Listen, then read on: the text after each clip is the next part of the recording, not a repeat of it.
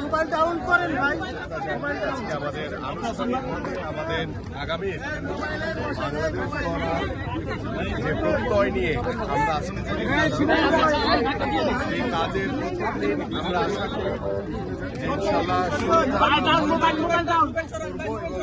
আল্লাহর রহমতে আমরা শেষটাও খুব ভালোভাবে শেষ করতে চাই এবং সার্বিকভাবে এই দীর্ঘ পথ চলায় আপনারা যারা রয়েছেন আপনাদের সকলের সার্বিকভাবে সহযোগিতা চাই যে আমরা সবাই মিলে যাতে আমাদের এই দেশটিকে নতুনভাবে গড়ে তুলতে পারি, একটি শান্তিপূর্ণ একটি মানবিক বাংলাদেশ করতে পারি। প্রথম দিনই বিসিবিতে আপনি প্রবেশ করার জন্য মুক্ত করে দিয়েছেন গণমাধ্যম কর্মীদের।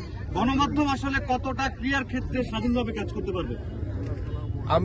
আপনি ইতিমধ্যে জানেন যে আমাদের যে নির্বাচনী ইশতেহার রয়েছে এবং সেখানে স্পষ্ট বলা হয়েছে যে সাংবাদিকরা স্বাধীনভাবে তাদের মতামত এবং তারা স্বাধীনভাবে তাদের বাক প্রকাশ করতে পারবে।